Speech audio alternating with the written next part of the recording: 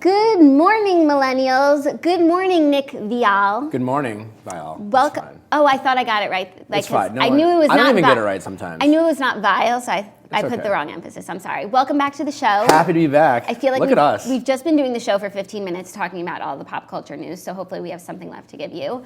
Welcome back. We're so happy you're here. This is just evolution at its finest. I know. We really did it. We follow each other on Instagram.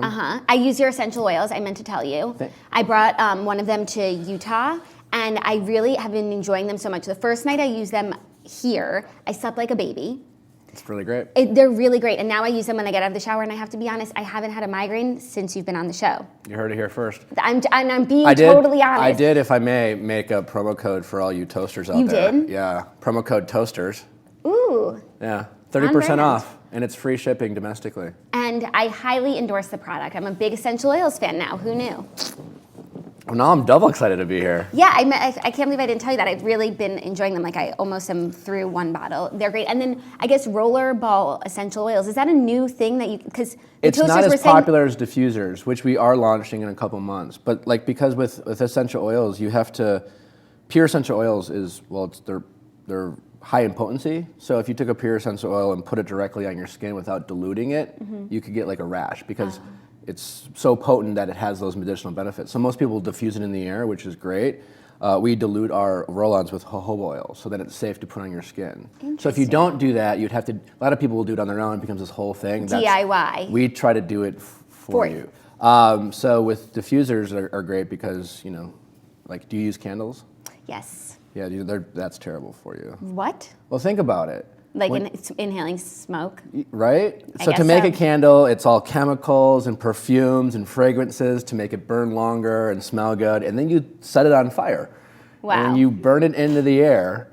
And you don't really see it, but that's what you're breathing. And everything, again, that you breathe into your body ends up in your organs and on your skin. So instead of doing that, you can diffuse essential oils, which aren't a fire hazard, isn't smoke, and have actual health medicinal benefits. So when you're spending all that money on candles, maybe get some essential oils. Imagine all this time, it's like my candles that are killing me. Like, every time I feel terrible, I like get in bed, light a candle. When I was in college, I was, you know, like I had these cheap candles, and you know, trying to be all like I had this, my girlfriend left at the time, and I just, you know, I thought it was cool. And I let these 3 candles burn right by my bed, which was just a fire hazard to begin with. Right. I fell asleep, and I woke up, and I went to the bathroom, and like the soot, like, because it like burned all through the night, so that I had soot going all the way up my nose, which is like extreme, but also that's just what, like, you don't see that normally. Right, that's like an extreme effect. That's an extreme version, but like, ultimately what we're all doing when we're breathing in candles. Wow, okay, I need to reevaluate everything. Essential oils, essential oils. Wow, and so what's your website for your essential oils? NHOils.com.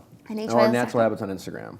Great. And so we'll be having diffuser and diffuser oils shortly. Exciting. Anyways, wow, thanks for the plug. Oh my God, anytime. That's what we do here. We're so excited for today's show because obviously you're back. We're going to hit you with all the news that you need to know, and then we're going to talk about The Bachelor with now a resident expert here. We've been talking about it a little bit. You have some interesting takes already, and I'm curious to see how we align on our theories. All right, let's get to it. Okay, without further ado, here are the fast 5 stories that you need to know before you wake up and take a bite out of your morning toast. We have a crunch sound that goes then, so it's like, yeah. Great. So could you make this? Did you download the sound? Or did you make it? We downloaded the sound, and so they play it. But when we do like podcast only episodes outside of the studio, we do it with our mouths. So we've gotten pretty good at it. Yeah. Okay. Remember on BlackBerry that when you used to take a screenshot of your thing, it was like crunch munch, and it like used to bite your screen. I kind of liked the BlackBerry back in the day. So did I. Bring it back. If only, all it really needed was a good camera. That's where iPhone had it beat, because it had everything else. It had internet and BBM. I liked the roll. Yeah, and a real keyboard. The real keyboard was nice. Kim Kardashian still uses a BlackBerry. She buys old ones on eBay, and like, she lives a BlackBerry life. Obviously, she has an iPhone for her Instagram and stuff, but I think for her business, she runs off of BlackBerry. That's wild. Yeah. It is secure though. It is secure. Yeah. So makes you think. Anyways, Nick and I will be sharing the fast 5 stories, and I'm excited to get your take on pop culture. First story. I'm excited to get my take. I don't even know what I'm going to say. How up are you on pop culture in general? Because you do a podcast now. Does that force you to kind of keep up more? Yes and no. Like the podcast, we try to talk about more topical things, broad spectrum. Like I'll try to do some like pop culture, like, but not as well as you ladies do on the daily. Yeah. I guess for a middle-aged white guy, I'm probably better than I should be. Right. Better than most. Better than most, which is, I don't know if it's a great thing, but I think being inundated with the community that I am, I hear it a lot. Yeah, they So keep then, you up. Yeah. Fair. Well, Pete Davidson has addressed Kate Beckinsale age gap. Pete Davidson is unbothered by How old is she? She is 45 and he is 25. Okay, wow, that's wild. And he's unbothered by the public's opinions of his relationship with Kate Beckinsale. On this week's episode of SNL, the 25-year-old comedian talked for the first time about his romance with the actress, who was 20 years his senior. Quote, apparently people have a crazy fascination with our age difference, but it doesn't really bother us, he said in a Weekend Update segment after co-star Colin Jost asked him if he'd like to discuss his, quote, new situation with a girlfriend. Davidson then jokingly pointed to the many men in Hollywood and politics who have dated much younger women, including Leonardo DiCaprio, Richard Gere, Scott Disick, whoever the president of France is, and Donald Trump. Davidson and Beckinsale, 45, were spotted flirting at a Golden Globes party in January, mere months after Davidson and Ariana Grande called off their engagement in October. Okay, so he's one, confirming that they're dating, two, like saying that their age difference isn't a big deal, and three, why does SNL, like, he only comes on the show to talk about his personal life? Well, Pete Davidson weirdly has become this like pop culture phenomenon with, I mean, Ariana Grande will definitely boost up your Right. Q rating, right? Right. I mean, But, he went from obscure to like this random, like, thirst trap, yeah, but it's Bachelor. yeah, but also like he's really talented and funny, but he always seems to be he's like the kind of the rebound guy for other. Right. No. He's never the serious boyfriend, but then he's also like the fiance, you know? Yeah, I don't know. He's very interesting. But what's, I think SNL offers him a level of protection, right? So that's where he can address it, but still like in the vein of like it's all fun and jokes, and Yeah. his peers will tease him, right? Because Yeah. that's what's, comedy helps you call yourself out, like being self-deprecating is a great way to like address an issue, and especially when you're doing it or your friends are doing it to you, and you get less sensitive because it's scripted and it's your friends are doing it. So there's a level of, I think, safety there for yeah, him. and like control. As and opposed to then, like going on The View and then having like Whoopi being like, Pete, right. what's up? Or even opposed to going on Twitter where it's like you only can say so much, so you say your piece and then everyone attacks you, Khloe Kardashian. Yeah, Twitter is like the opposite of like objectivity. Right. Yeah. But I just think it's kind of cute that SNL protects him and gives him this platform to like explain what's going on in his life at all times.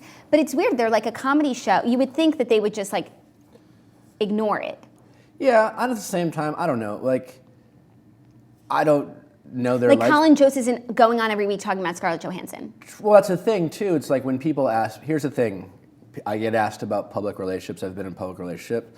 No, being in a public relationship, like at best it's neutral for your relationship, or at worst, like no being in a public relationship doesn't help your relationship ever. Right. You know what I'm saying? Right. There's nothing positive that comes from it. You can survive it. You can like have a great relationship in spite of it being public. But the fact that it's public will only bring in additional stresses. Having to talk about it, address it, like get everyone's opinion about your relationship only adds stress. So it's kind of like, they can't help it a little bit, but they're also like feeding into like doing the pop shots, and like, you can avoid pop shots if you want, right? Yes. Like, you know how to. I'm sure Pete Davidson and Kate Beckinsale know how to avoid it. Right. And when you don't, then they're okay with it, and they're inviting. Right, and they're going to a conversation. hockey game even. Yeah, like that's not the most and private making out, forums. and Right. So like, why, right? Yeah. And it probably isn't to protect the relationship. Very fair. Speaking of public relationships, were you on a date last night? That's what one of the toasters spotted you out and about. I was with a friend. Are you dating? Sure. Is it hard to date? Because then the toaster spots you out and then you get called out on the morning toast? You're familiar with like Reddit. Yeah. Yeah. No, there are times where like sometimes on dates, sometimes I'm out with like female friends, and then I'll like have people who read Reddit. I've been on it before, especially with doing research for my podcast. It's weird it's weird to like be out and someone sees me out and then they'll try to figure out who it is. Do I follow them? Do they follow me back? I get anxiety too. Yeah. Because sometimes it's more I get anxiety for the people I'm on dates with. I've been out with people, or just even female friends, and they've posted like a like they were in like a shot, but like it was their arm or something, and someone figured out who it was, and they start DMing him, "Are you dating Nick?" Oh my God! And it gets aggressive because Yeah. like people are trying to.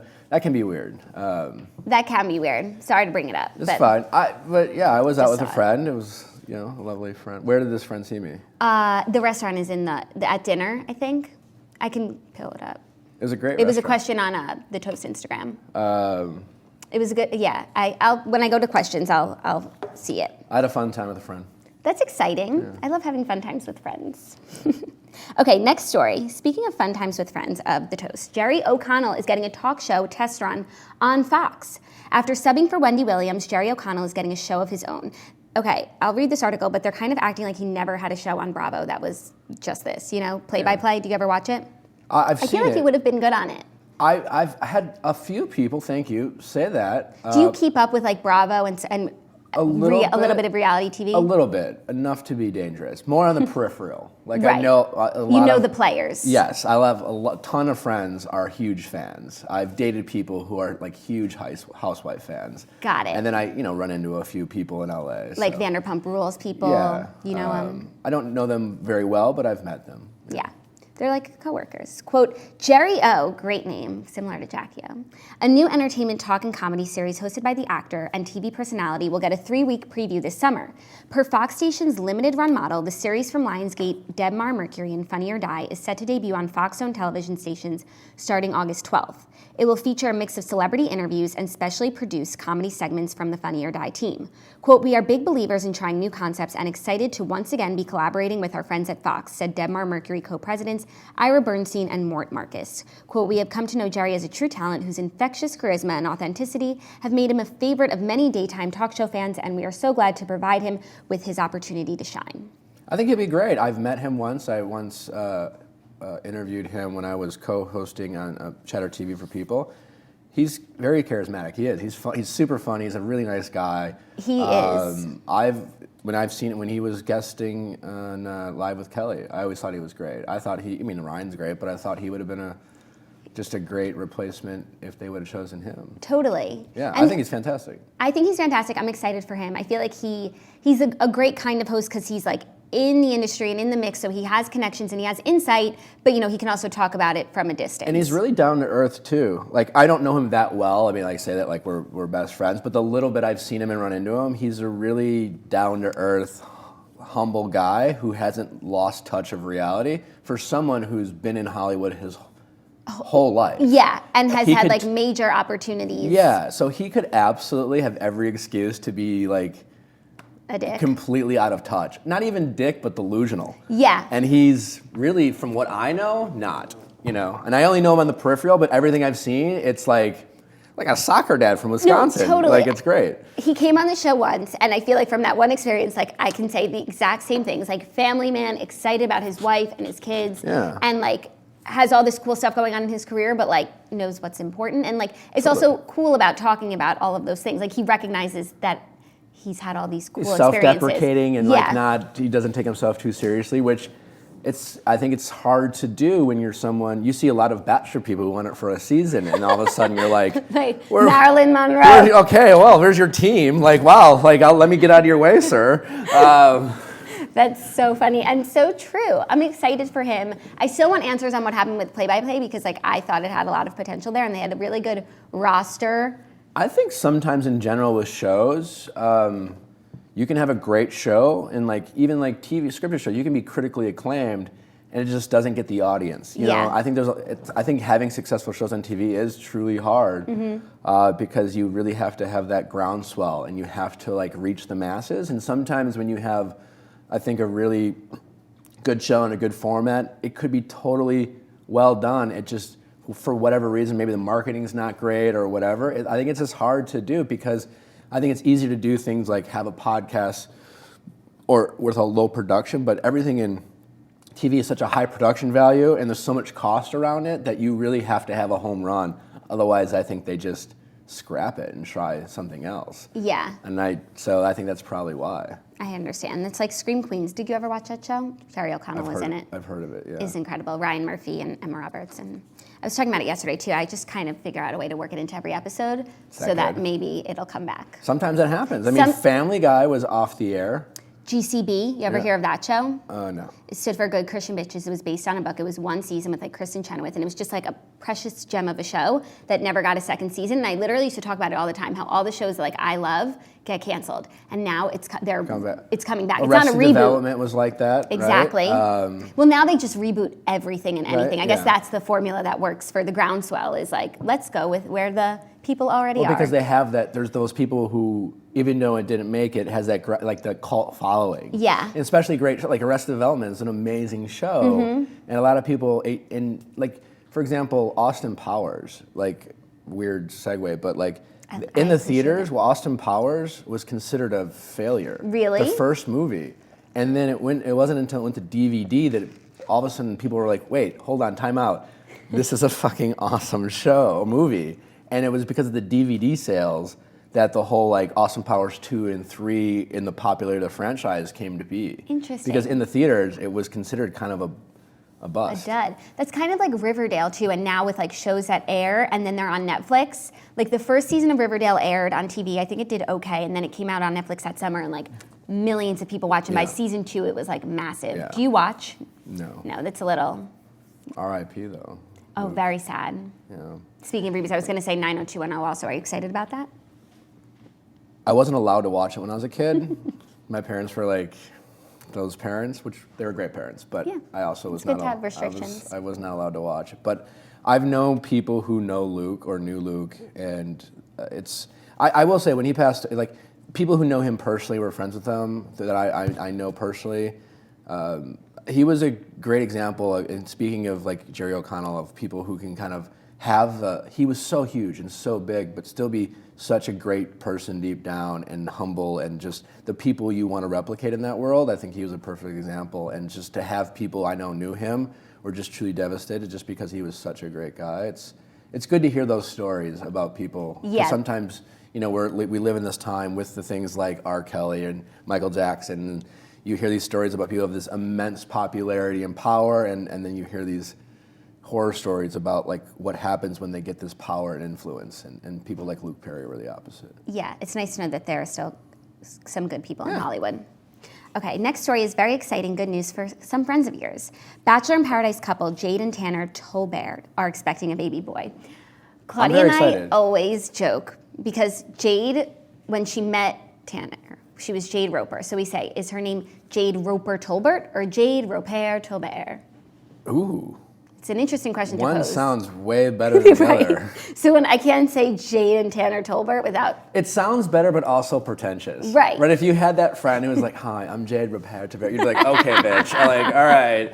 Like, right. Like, it was cool at first, but now I hate you. Tanner Tolbert's wish has been granted. The Bachelor in Paradise alum shared on Instagram Monday that he wore blue underwear to his wife and Jade Tolbert's gender reveal party, and, quote, it worked, hashtag it's a boy. The Tolberts are already the parents of a 1-year-old daughter, Emerson Avery. Prior to Jade's pregnancy, this time around, Tanner told people how much he wanted a boy. I want to have at least one son, he said last April. We joke and I tell her that she's going to have to keep on trying until we get that boy. I can relate. I mean, in the sense that, like, my whole life, I've always wanted to be a dad. And, like, listen, if I'm lucky enough to be a dad, I hope I'm lucky enough to have a child, and hopefully they're healthy and happy.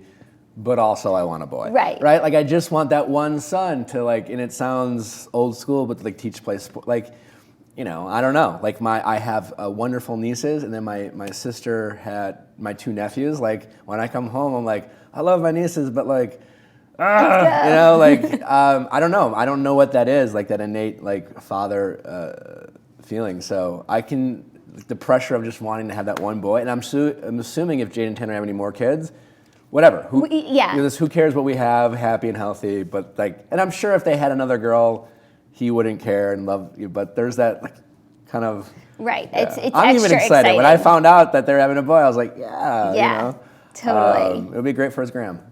It'll be great for his gram. They really kill the gram and the parent life and the social media influencer life. They really do it right. I'm...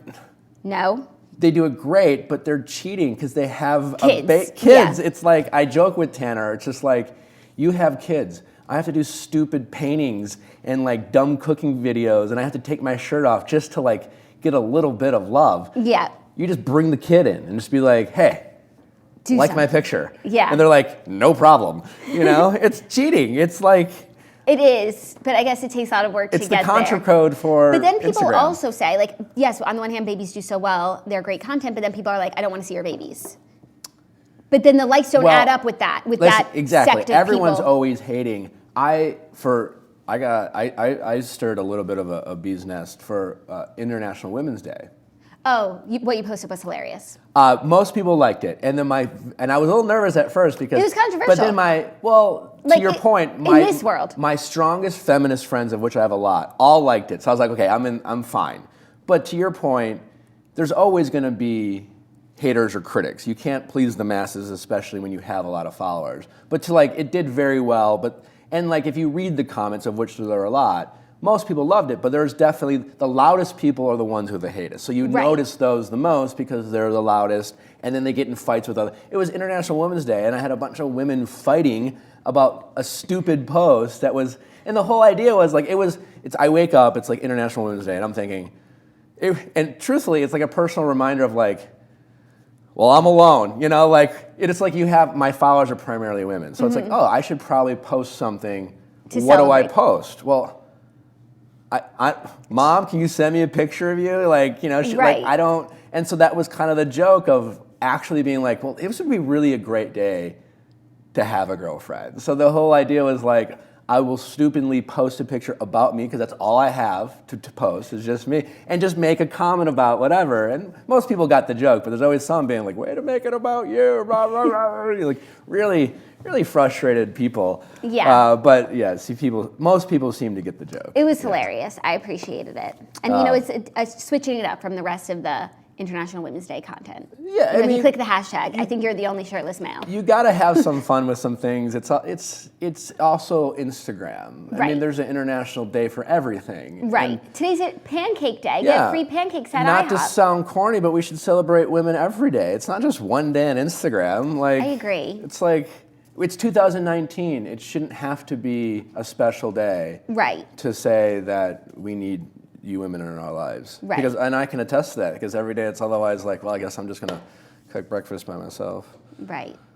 Yeah, I totally agree. Great way to put it, because I feel like we celebrate International Women's Day every day here on the show. So that when it was International Women's Day, I wasn't clamoring to find a picture of all the women in my life. I feel like I post that every single day. Yeah. Makes you think. Anyways.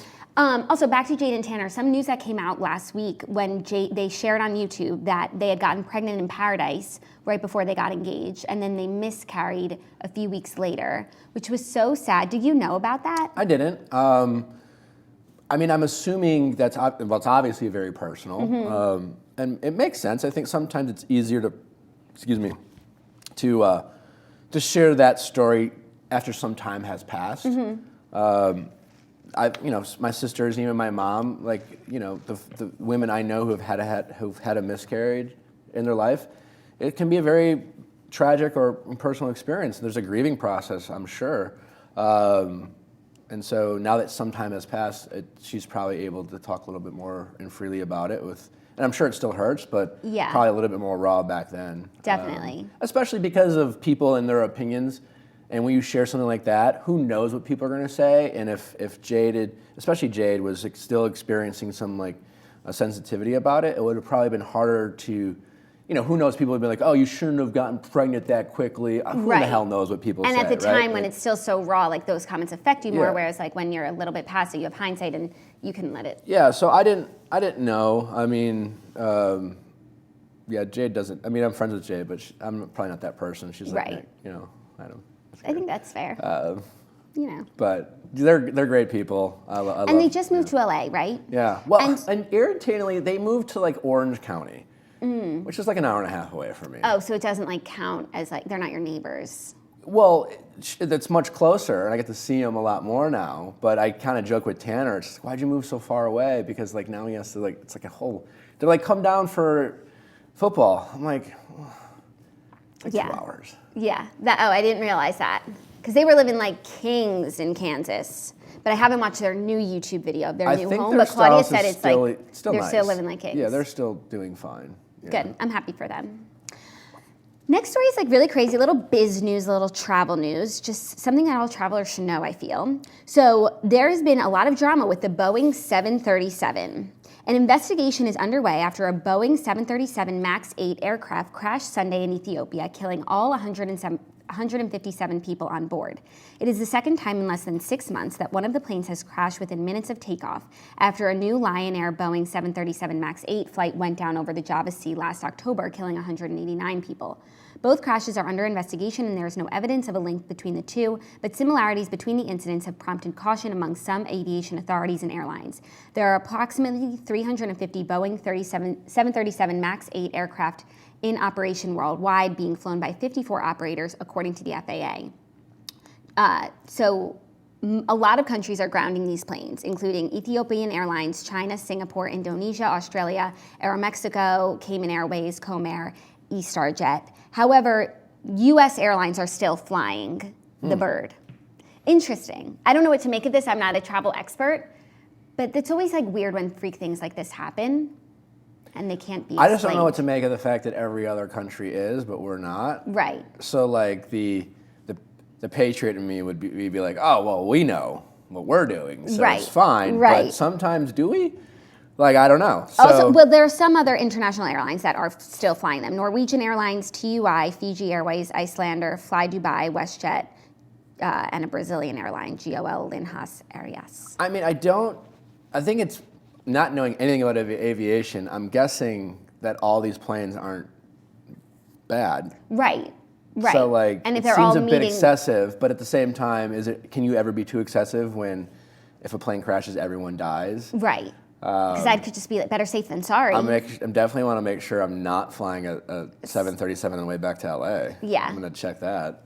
I think it's a 737 MAX 8. They keep saying. So I think there's Max- different there's a kind. different, okay. Yeah. So maybe you're flying like an older one or something, which would be better. Is it? Technically? I guess. You just don't want to be flying this one. Ugh, man. It's- Well, probably maybe never a safer time to fly, they say sometimes. When Yeah, that's- unfortunately a tragedy happens, everyone's dotting their I's and crossing their T's a little bit more. But they probably should be doing that every time. Right. I don't know. It's like, because sometimes I feel like there's these planes that just like take, like anything can fly nowadays, people fly their own planes, blah, blah, blah, but then it's like even just one small thing, and now people are getting sucked out of windows. It's crazy. I mean, I also am a big believer too, is the world is a way better place. The world has never been better. And that will always, I think, be the case for at least a while. But sometimes we, like in the moment, we also have so much access to information, in the sense that like even 30 years ago, the only time we got news was on the 5 o'clock news or at night or local TV. But now we're like seeing things in real time, and we're always been like inundated with all the shit that happens. So Yeah. it seems like more bad things are happening because we have so much information on their phone. Or 30 years ago, most of the It's just happening 1 hour a day. Not even, Yeah. once a day. You might miss it, or if it was in the newspaper, and that was only your local news in your community, not like what was happening in Ethiopia.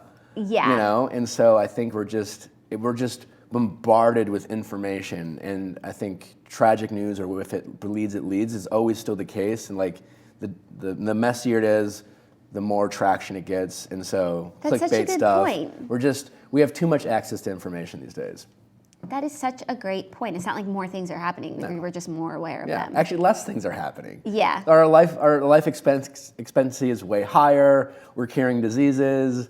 We're curing diseases. Yeah, I mean, like we think of like all these like documentaries that have come out, like the Abducted in Plain Sight. Did you see that? I didn't, but I've been Oh my meaning God, to. you got to watch that. I know. And when you do, I'm going to come back But and it's we like can talk I'm about it. nervous. I can't deal with like scare. Like one weekend I watched Assassination of Gianni Versace, and then I tried to start Ted Bundy, and like I felt sick to my stomach. There was just like way too much terrible things. But like the Ted But Bundy, apparently Abducted in Plain Sight is like kind of funny, or it's like just messed up. It's Okay. so bizarre that you're Okay. watching it and you're like, this can't be real. It's sad, but it's so bizarre. Okay. But the point of all these is that it happened like in a time where we just didn't talk about things. We just didn't talk about it. And so when you're not talking about it and you have less information, all this shit is happening literally in front of our faces, but we don't talk about it. It's a lot of ignorance. And so the world maybe felt better because we just pretended it wasn't happening. It was all happening. Right. Where it's happening less now because we're actually like more aware and like being, don't let your kids go stranger danger. And, right. Before it was like, oh, this wouldn't happen. Like our white neighbor would never abduct our daughter. Like it was a lot of like ignorance and a lot of just people just pretending things didn't happen. Yeah. And now we're hearing all of it and it feels like more things are happening, but also we're just more in tune. It's probably happening less. It's probably safer to have a kid now than it was. But you just hear of all these things now, so you actually feel like this is like the least safe time to have a kid. Correct, but it's probably just way better and way safer. That is so interesting. And even with the amount that I watched of Ted Bundy, it's like, once even technology and the way that like police communicated between states was like not the way that it is today. Like he would have a very hard time getting away with what he got away with then now. Back in the day, if you went to a different state, it would be like on a different planet almost. You'd be like, oh, well, welcome to Florida. Slate. Like, well, yes, it was. They didn't even have an ID on your photo wasn't even on your driver's license. Wow. He was a mass murderer who had been arrested for killing people, and Florida was like, hey, welcome to Daytona. To nice tan. That's so funny and true. Okay, I feel better about watching it. I have a lot to watch. Do you ever watch American Greed? It's a CNBC show. It's like each episode is like a little documentary about like small time or like big time Ponzi schemes in America. Like I think I've seen it. It's real. I just watched an episode yesterday and I was so interested, and so I was watching another one. It's crazy. Now it makes you think like, what is the Ponzi scheme happening right now? Because sometimes things are too good to be true, and they are. And now I'm thinking everything that I do, like, am I being schemed? Yeah, I mean, all the time. Yeah. I think we all. And then I was thinking, the big one recently is Fire Festival. Like, we're covered for a minute in terms of schemes. Well, I think to your point, I think there's stuff always Small going on. cons. There's probably a serial killer out there right now just Yeah. hacking people. We'll hear about it in 10 years. I will see it on Netflix. Hope it's not us.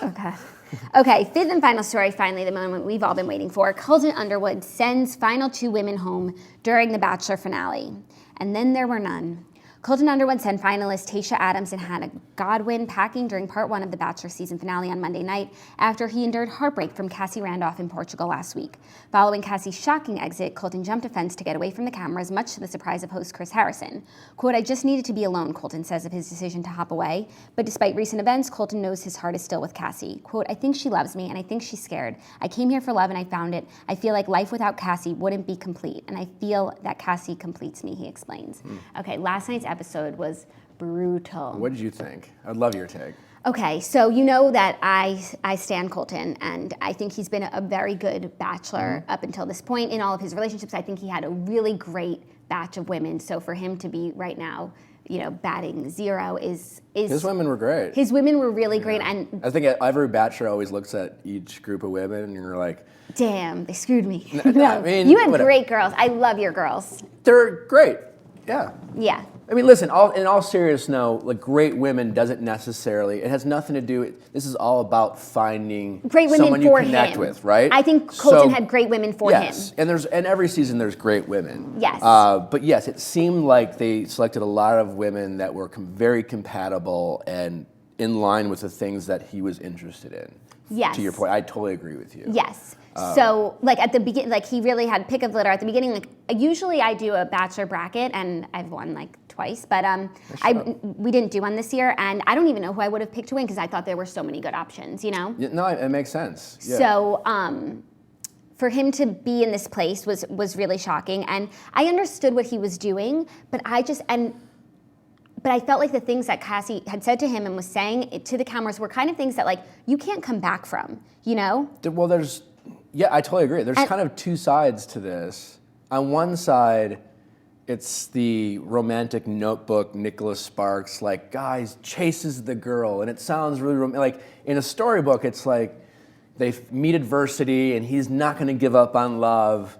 And it sounds all romantic. In reality, there's a hint of, hey, buddy, she's just not that into you. Yeah. And you can't, I know we all want what we can't have type of thing, right? Yeah. So there's a little kind of force in the issue. I mean, Chris was like sitting down. He's like, so maybe she's just not into you. Yeah. Like, you know, Savage. you can tell Chris was trying to be nice, but also maybe being suggestive. Maybe being suggestive. Also, maybe like we're all at home probably thinking it. So it's like, what does Colton have to say to that in that moment? You know, if confronted with that issue.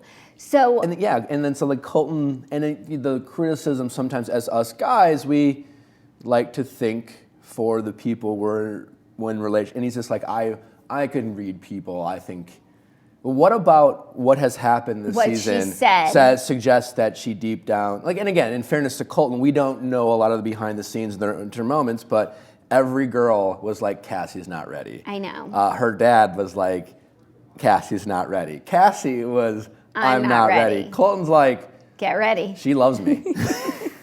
I feel for him because, like, listen, like, you can't help who you love. I think back, if I was in that position and Vanessa had left at that time, I would probably had a similar reaction. And it doesn't, like, in all fairness to Colton, like, he definitely screwed over Hannah G and Tayshia, but he's also just following his heart. Like, that's just who he has feelings for. Right. And he's supposed to get engaged to Hannah G because he thinks she's really pretty and they have a nice time? Yeah. Like, that's not why you get engaged. Right, he's doing like the difficult thing because it's right for him. So I actually don't even fault Colton aside from like the fact like men always want what they can't have, blah, blah, blah.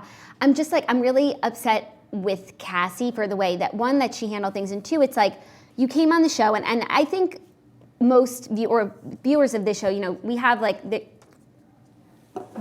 we're not totally naive. Like, you go on a show, yes, you're going to be on television, yes, you're going to get Instagram followers, and all that's really exciting. And it seems like her backing out at this point is like she got what she came for, and she was never interested in Colton, and now she has to get out of it as quickly as she can before it gets too far gone, and like it's too far gone totally. At this point. Here's what I'm really curious about tonight, because last night Colton seemed happy, and he talks about Cassie and his relationship as if they're together. And Hannah G said twice, "I'm very happy for you," right? Meaning that there is a happy ending. ending. If Cassie and Colton aren't either engaged now or dating or whatever, and we'll find out tonight, I will be shocked. I would be shocked. Right? So let's assume they're dating. So I'm fascinated by this because last night they're like this. Colton's like, I'm gonna chase. He's telling everyone, I'm gonna go after the girl. Meanwhile, they cut to Cassie after she breaks up with Colton. Like, she's like relieved. Yeah. I'm confident in my decision. I'm happy to get home into my family. I'm happy to move on with my life. This is not like what did I just do? Like, I don't know, like I panicked. Did I do the right thing? Very poised and whatever. And the episode ends with Colton knocking on, we're assuming, Cassie's door, yeah. right? So here's Cassie, her dad comes in and ultimately saves her. And I thought her dad was great. And by saving her, it's like, I do empathize with Cassie in a sense because, for all parties, it's just a difficult position to be in. You don't know what it's like. You can know the idea, but there is a lot of pressure of the accusations that get thrown around. It's not a crime for Cassie to go on The Bachelor thinking Colton's attractive, to like Colton, and to get to the point and to say, I don't love him. That's not a crime to not have feelings for The Bachelor, right? Agreed. And so for Cassie to bow out is just as noble as Colton. Like, Colton doesn't get any more credit than Cassie for doing the right thing, especially when Cassie is at the risk of a lot of criticism. Cassie's at the risk of all the girls saying, I told you, right. I told you, and the fear of proving everyone right. And then Colton knocks on her door, and I'm really curious because now all of a sudden Colton comes in. Cassie thinks like she's done, right? She's going home, and then Colton knocks on the door with a bunch of cameras that walk in and say, hey, I know I thought you were done, but just so you know, I dumped everyone else. I ended the show. I want to date you. Here's a bunch of cameras. And Colton like, so now what?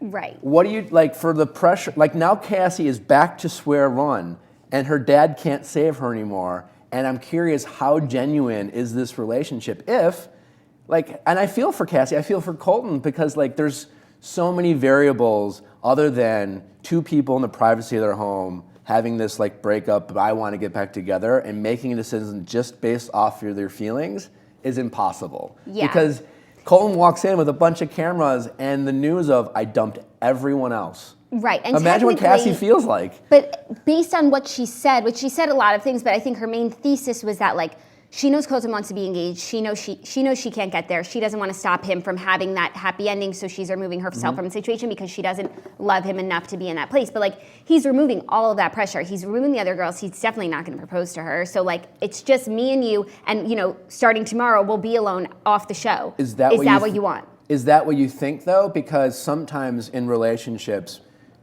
every time someone breaks up with someone and you care about them, you don't want to be a dick or a bitch or whatever you want. You want to be nice. And so sometimes at the risk of hurting their feelings, you sugarcoat the truth. Definitely. So Cassie because of being in Bachelor World I can't get ready for this. I can't get engaged. All these things you said. But Colton was, when she was breaking up with him, saying, great, everything she was saying, he was like, no problem, out, no problem, out. And she still broke up with him. Right? So that means there's more. There's more, and the more is, I like you.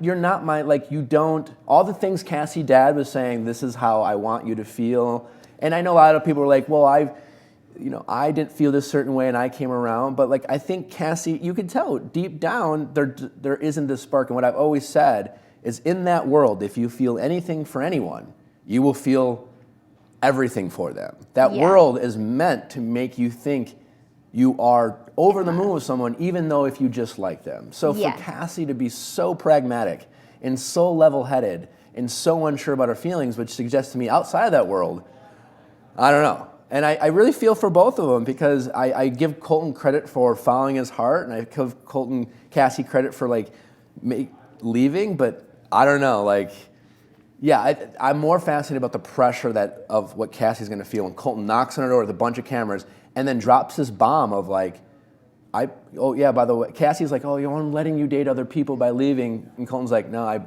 I literally ended the show. And imagine what Cassie would look like if Colton knocks on the door, says, I broke up with everyone else, and Cassie it still says no. Is like, nah. That would be awful. Imagine that pressure. Even in that moment, Cassie's thinking, what should I do? Right. I like Colton. And sometimes we can convince people, you know what? He's a good enough guy. He's going to treat me right. And we're just going to date it's not like we're getting engaged. I don't have to get engaged, so if it doesn't work out. Right. It's a lot of pressure, but it's also kind of no pressure. All you have to do is say yes right now, and then we'll figure it out from there. It's kind of fascinating too, but at the same time, we are dealing with a bunch of people who are younger, and not that you can't get married or engaged when you're 23, but it's, especially in Cassie's world, beautiful girl, young, sky's the limit of what Cassie can do. She seems to be aware of... She's going to hit 1 million followers tonight. Yeah, but even forget about that. She seems aware of her... Even if it weren't for The Bachelorette, right? Yes. Here's someone who has... The world's her oyster. So to decide in 9 weeks whether Colton's the rest of her life is a lot of pressure on anyone, especially someone who feels as that she has a limitless opportunity. I understand that. And so there's no one that I'm really faulting here. I just wish it's frustrating not to get that happy ending that we all want. That's kind of on... we all knew that was a risk going in. Yeah. And that was and you're right, Colton, was Colton ever really ready to get engaged? Were half of the women who showed up ever really ready to get engaged? Maybe not, Yeah. And that's sometimes the risk of casting a younger group. Right. Right. I don't know. No, but it's all fascinating. It's been fun to watch. It has been fun to watch. And this season really did not disappoint, and the fence jump did not disappoint.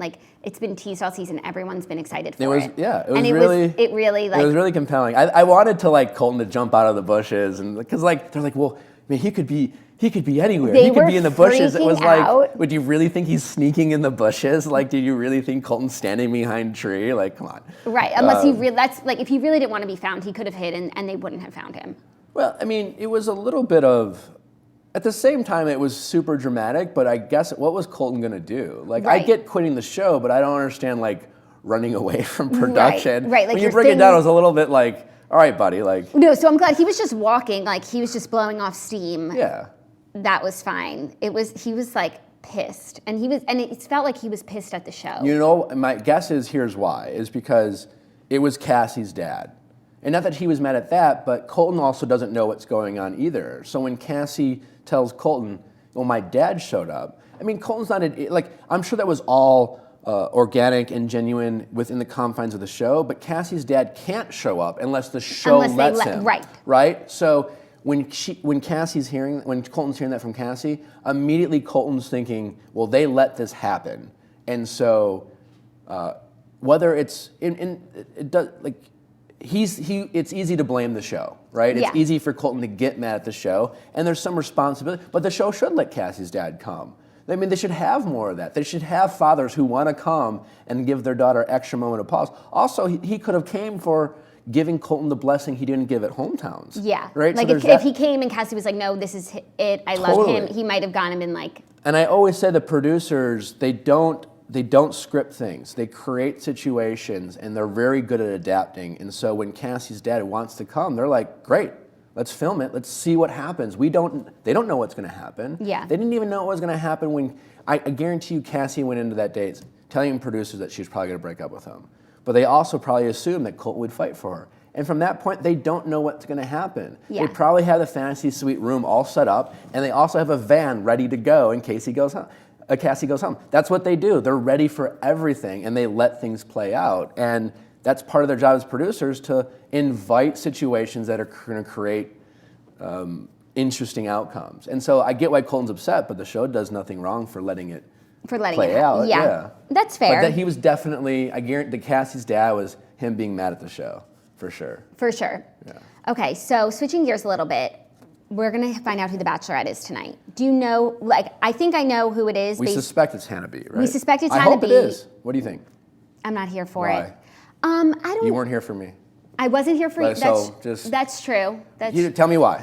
Because, first of all, I think there's a lot of good options. So, I would like to evaluate everyone. And now we have two new options, Tayshia and Hannah G. Sure. That we didn't have yesterday when we were talking about this. All right, so what about, why would Hannah G maybe be your choice? Well, I don't know if she would be my choice. I don't know if she can helm a show. But I thought after last night, I had more faith in her than I did before that. I thought she was articulate. That she was really, I'm sorry for interrupting. Oh, no, go ahead. I feel like she was articulate and explaining her feelings. I think she really does want to fall in love. And she was able to just communicate how she was feeling in a way that's not full of cliches, which I think is important. Totally. I definitely believe that she was heartbroken, but it also seemed a little like, she's clearly not a person who emotes a lot. And you and must that gets a little boring. Mm-hmm. And even when you definitely believed Hannah's heartbreak, but it also came across as like, come on, a little bit more, Hannah, a little bit more she was so collected and calm. And I think she values that. I think that's an important thing to value, but it's not interesting TV. I agree. An entire season. But keep in mind that people always forget, right? It's one thing to be a fan favorite on The Bachelor, Bachelorette, and be top 3 or 4, because even top 3 or 4 gets limited airtime. Mm-hmm. Especially 3 or 4. You only see their best moments, and they're gonna be the fan favorites because a little bit of protection. Now you're carrying an entire show. Right. Now you're in every scene, you're in every conversation. You better be interesting. No, and they turn. I remember even JoJo was a fan favorite on Ben's season. And then she becomes the Bachelorette, and it's just everything she does, you're just going to pick apart, because what else are you going to do? Every lead gets heat, no matter who you are. Ben got heat for saying I love you to 2 women. I got heat for breaking up with a bunch of girls on dates because I was like, I'm trying, Colton gets heat for, not being ready. Every lead, Caitlyn got heat. It's because every decision is being criticized. And you can't make... it's a winless battle. So, and Kaylin, I think, what about Kaylin? I never really figured out whose side I'm on in the Kaylin Hannah B pageant fight.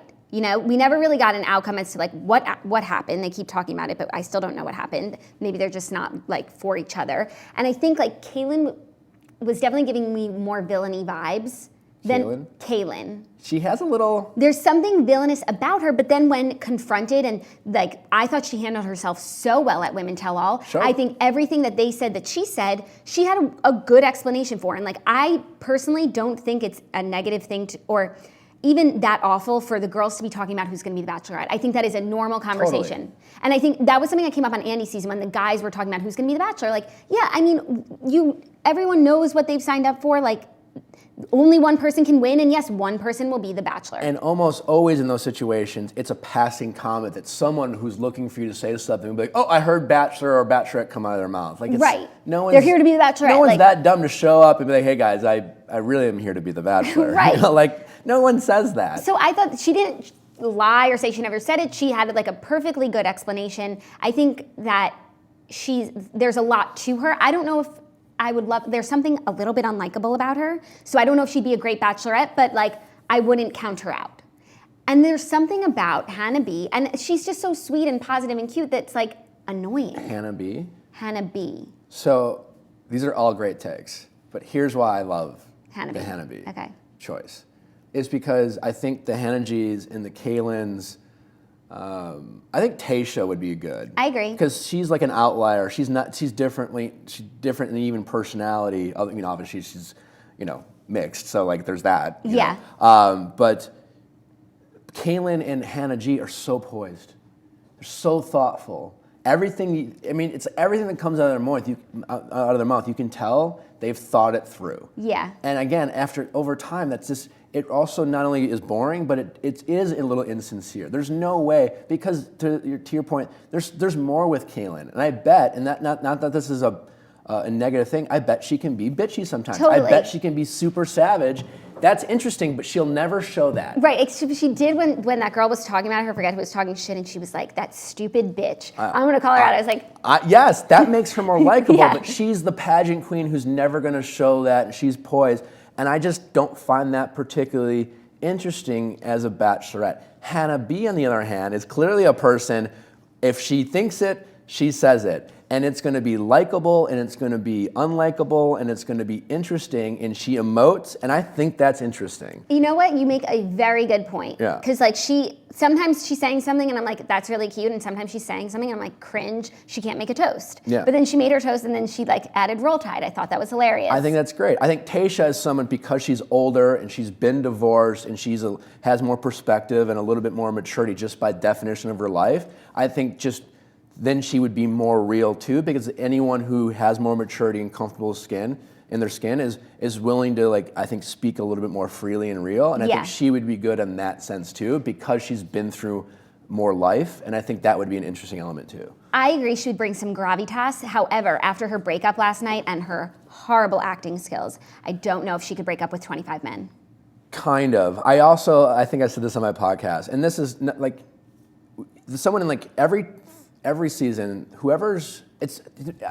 it's always a two-person race for the most part, right? So when you're 3 or 4, not that there's not a connection, you definitely have a vibe with the lead, but you both kind of know. Yeah. You both kind of know, it's like, yeah, we like each other. That was clear with them last night. And so, like, as soon as Colton shows up, she knew she was getting dumped. She didn't even put her shoes on. She was like, oh, well, it's time. I'm ready to go. A little earlier than I expected, but you know what? I can navigate this. I can pack quickly. I can do this. Because like the morning of, like Colton's like, we had fun, and Tayshia was like, yeah, we didn't do anything. Like she knew. Yeah. And so she's at this point like, all right, how do I, Colton, it's fine, I'm going to be the caregiver. And again, that's not a rip on Tayshia. Like she knew she was going home, right? So like Hannah G, on the other hand, absolutely did not. No. Absolutely, she was the Blake and the me when I would, like, the person who absolutely was like, there's always 2 people usually who are like, I'm the one.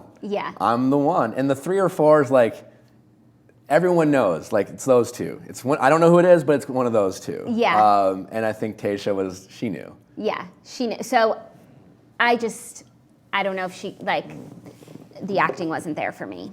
But she also didn't feel it, so I'd be curious. But how would she be if she's going to be breaking up with people all the time, and she's not going to be feeling it. But like, I can't watch her break up with her third person like that again. That's a good point. I think Hannah B. You're honestly, you're really convincing me. And she follows Claudia, so Claudia has her seal of approval. Well, God, I never. If I knew it was that easy, I would have like. I'm realizing like that's the thing. Can I tell you who I love? And like in another world, I know it would never happen. But I could stand to watch her on TV for 12 weeks. Demi. Well, you heard it. Demi's on my podcast tomorrow. Really? Did you film it already? We did. Is she amazing? How was she in person? I will say this, a couple things. You should watch it. I'm going to. I was a little nervous to have Demi on. Like my podcast, Demi's younger, and Demi was the Spitfire who kind of had a bit of a reckless mouth at times. And my podcast at this point has been, women who I'm like, I'll ask a lot of questions and about like, I'll share my opinion, but I'll get theirs and they'll share some perspective about the career. And Demi is a little bit different. This was more of a Bachelor kind of interview. Yeah. So I wasn't sure how it would go. I had no rapport with Demi, but I thought she was interesting and a good watch and she's fun. So I'm like, I'll have her on. And did you talk to her after you saw Women Tell All or before? After. Okay, and so great. A lot of the episodes, just a heads up, I kind of teased Demi a little bit because I think Demi's great. I think she has a lot of potential. So it was a lot of me like kind of like asking her about the Cougars and teasing her a little bit. But I'll say this. Demi had a lot of comparisons to Corinne. And I know you love Corinne. But Corinne, I think, burned out a little bit. I think Corinne got a little too caught up in her own... On the show or brand, after the show? After the show. Okay. And I don't think Corinne was good at necessarily showing humility. I think a lot of people liked that Corinne was like, I'm unapologetic myself. But Demi was really humble and really nice and just friendly, and she was self-aware in the sense that she took the piss out of herself. And we talk a lot about that. You see a softer side of Demi. And I'll tell you what, we do Q&A and give advice to fans at the end. She gave some really great advice too. And I honestly didn't know what to think. Like, what are we going to hear from Demi when I'm giving advice? And I was like, Demi gives her advice. I'm like, yeah, don't listen to her. It wasn't that. She gave some really great perspective. And so I left with a better impression of Demi. Not that I had a bad one than before. I think she was really cool. And I think she's going to do great things on Paradise. I think she's going to do great things on Paradise as well. But like, yeah, I was impressed. I think she's so interesting. You yes. never know what's going to come out of her mouth, which I just enjoy from someone on television. Anyway, I enjoy like whether I agree with them or disagree with them. It's just nice that it's not. I know it's not going to be you complete me, I love you. But no, she's authentic that way. And again, having been in that world, sometimes people say things because. And Demi talked about that. She kind of admits to like, yeah, I said this because I thought this, and I said you don't need to do that. You are already interesting, so just say what you think. Don't say what you think people want you to say. Right. There's a difference because one will give you longevity and make you really interesting over time, and the other will be a shtick and it will get old and you'll get yourself in trouble. But anyways, I thought Demi was fantastic, and I hope people. I'm excited to see more from her, and I will listen because. And I do think she would have been a fantastic Bachelorette for the same reasons. I think Hannah B will be great. Okay. You know what? You've really turned me. We'll find out tonight. I think that it will be. They really do pick up until the last minute. Like no, it could be changing right now. Honestly, it truly could. Hannah G might have gotten an amazing response. 100%, that is possible. That has happened in the past. They're really good at adapting, but. So never, it's never confirmed. Yeah. Also, I saw on Twitter last night, and I wanted to ask you, Caitlin was live tweeting the show, and she said that she also had tried to quit during her season, but production wouldn't let her, that she tried to, pull a Colton, jump a fence. Are you aware of this, and when would that have happened? I don't know. I wasn't aware. I think probably the truth more is that I think every lead has that moment. And again, like I say, like had Vanessa left, I know Caitlin went through a lot when it came to Sean. Caitlin broke a lot of rules, and Caitlin did a lot of things to get herself in trouble. Mm-hmm. And that created, I think sometimes Caitlin leaves that out of like, she did a lot of things behind the scenes with me and with Sean that she wasn't supposed to do, which in some ways you could praise her for like keeping it real. Right. But it also, people sometimes forget this is a show, and while we appreciate like Colton's authenticity, it's still a show that we all sign up for. There's people a contract. Not only that, there's people with jobs and audio and camera people. Colton leaving screwed people over in terms of like their meal, their paycheck. Yeah. And all I'm only saying that is that there's a reason why sometimes these rules are in place for leads and the cast member to follow, because if you break the rules, it becomes very messy and it screws up the integrity of the show. But in Caitlin's fairness, being the lead, I always say, is truly an impossible task, and it's very hard.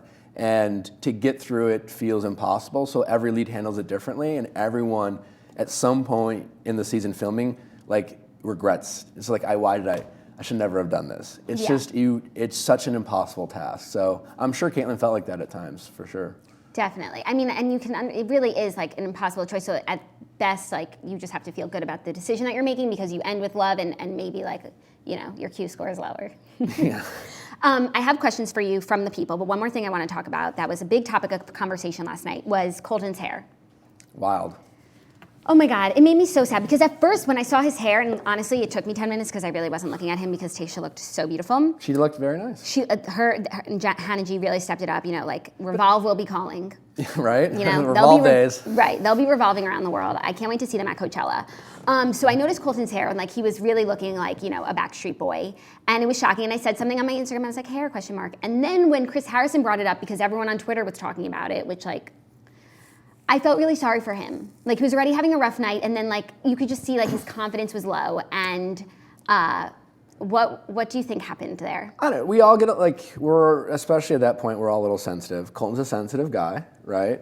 But Colton, and I do too. So this is not necessarily knocking Colton. But Colton cares about how he looks and what people think. He glams up a little bit.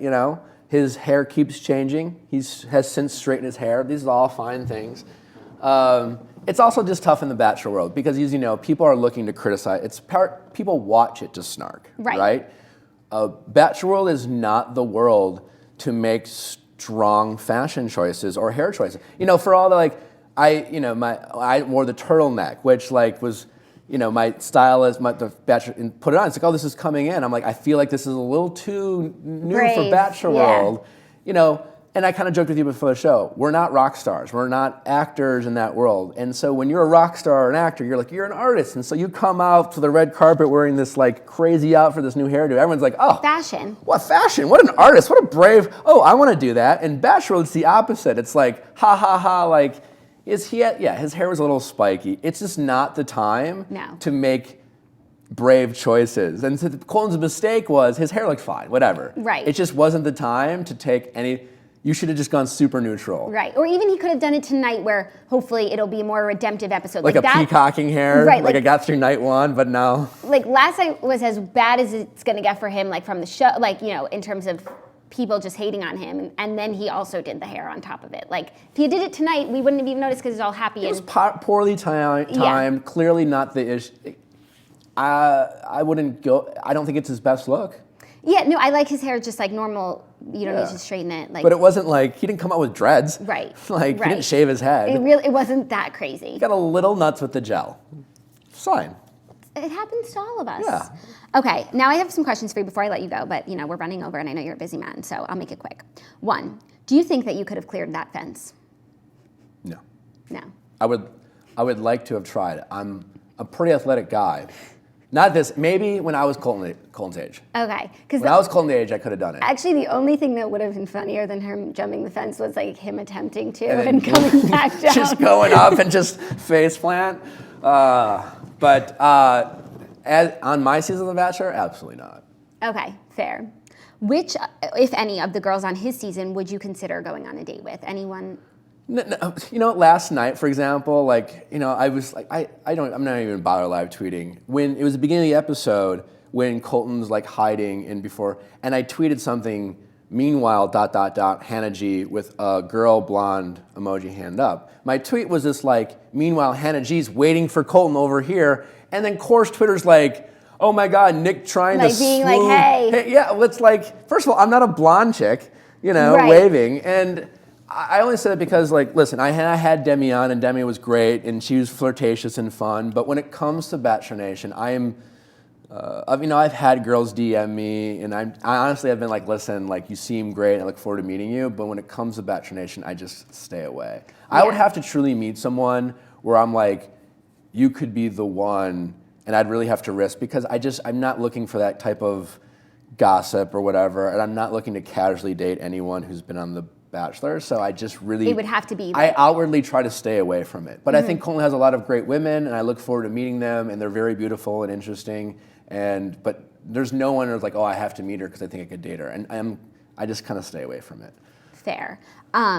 Question from me. You weren't there last night when they brought out some old bachelors and mostly contestants to share advice. Were you asked to be there? Were you unable to? I was, yeah. Well, I wanted to be here instead. No, they asked me to be part of the live show. I think they'll bring some people. They'll bring some people back. I don't know if they were going to have me on last night or tonight, but I was no, I'm doing the morning toast.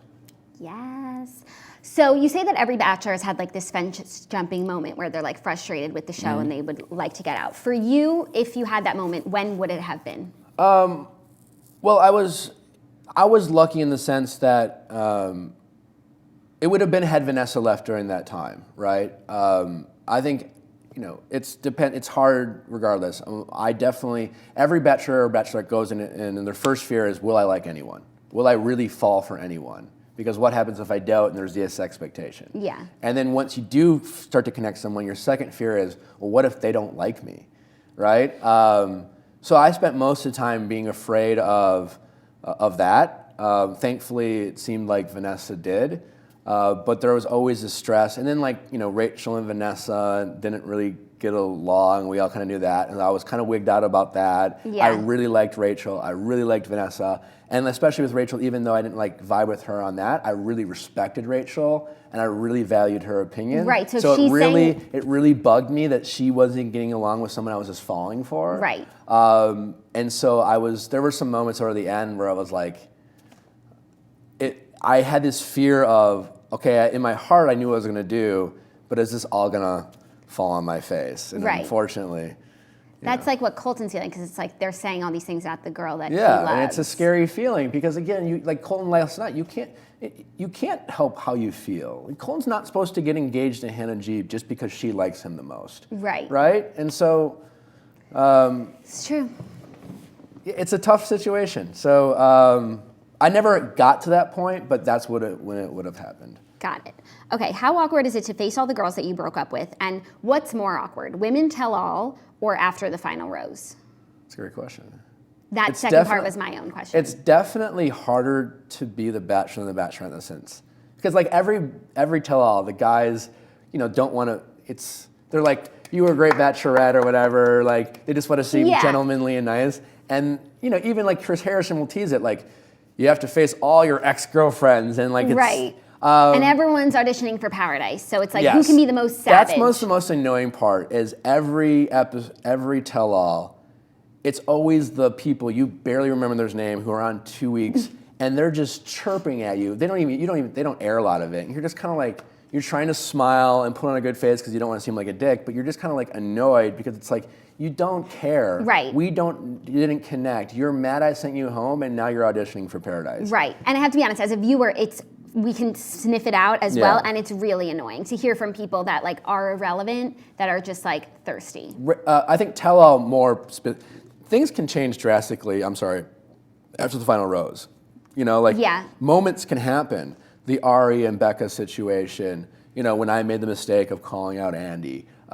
Even last night, I don't think anything traumatic happened last night with Hannah G, but it could have something where all of a sudden was this groundswell of reaction. So you can have a lasting effect and so with Raven, it was I didn't know what she was going to say and just trying to be gentlemanly, but it's a tough position to be because do you just smile but then seem disconnected because why are you smiling? I'm pouring my heart out. Right. Or do you look defensive? It's hard to do and it's live. So you don't have the benefit of an edit to you just have the camera on you. Yeah. You could have a twitch in your face and you rub it and you're that seems weird, Interesting. I actually didn't watch it after your Bachelor after the final rose because we were in Israel at the time, so I don't even remember the dynamics. But I feel also sometimes it's you're talking to your ex this number 2 while number 1 is in the back room, and it's even things that you might say to her that you would feel comfortable being you're honest worried about what they might. Yes. Right. And I felt that so. way last night between Hannah G and Colton. Every lead is worried about what they say. It's I don't want to be a dick. But if I'm too nice, I'm gonna have to deal with this later. Yeah. And that's yes, very much so. Right, because I feel Colton wanted to say, it's yes, when I was with other girls, I was thinking about Cassie, but you weren't one of those girls. Also, can we just, again, in the future for guys or girls, when you're breaking up with someone, I know you want to be nice, but don't remind them of the nice things that you used to say when you liked them. You still remind me of home? Really, Brutal. Colton? Fuck you. Brutal. I mean, wow. And I know he was just trying to be nice, but not the move, buddy. I was Colton, no. And I'm glad Hannah G called him out for that. And again, nothing against, like, we've all done that. We've all made those mistakes, but don't do it. No, or like he starts every breakup with like just the nicest things, and it actually sounds like he's about to propose. It's really mean. Yeah, it's confusing. Or like when Tayshia comes out and like he's there and he's smiling, like, yeah, like washing it back was like, I'm sure, therapeutic for you. It's like, really? It's like... Yeah. I feel like sometimes some of the girls who like aren't really so invested in it, they love to say like, you know, watching it back, I totally saw that it wasn't me. And it's a nice cop-out for both of them. Totally. But Hannah G was not having it. No, because Hannah G had real feelings. Yeah. Like Blake had real feelings for Becca. Yeah. You know, there's only, it's always a two-person race. Yeah. Okay, before I let you go, just one question that's like a little juicy. Are there any Bachelor Nation like hookups that we don't know about? Or do these hookups like happen all the time? I'm sure there are hookups we don't know about. I don't, there's not like a mass group text, everyone be like, there not? hey, I just fucked so-and-so. Like that but is there a happen. mass group text like from seasons? No, there's always like every season, there's every season there's two group texts, right? There's the mass group text, which is started by all the early people who leave. They're always the most bitter, right? Yeah. They get on, it's like the women who go, or guys go in first week 3, and they like connect, and they're gossiping about all the things, and it's always especially shit talk, like when it's the batch, it's always he's not that great, he's gonna look terrible, I never really liked him anyways. There's a lot of that. And then every time people get off the show, they get added to this list, and there's this group text. And then there's like the final 4 group text. Yeah. Where if you're in the final 4, you feel, and because you've had a very different experience than everyone else.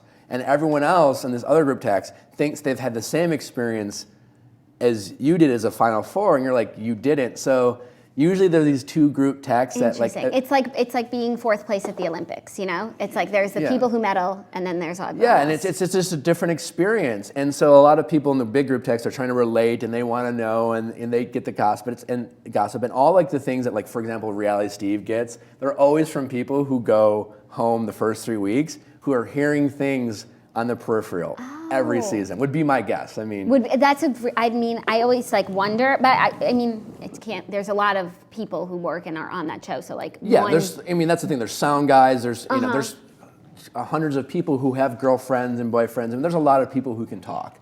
But every season, there's always a few people on the season who are a little bitter and a little mad they didn't go very far.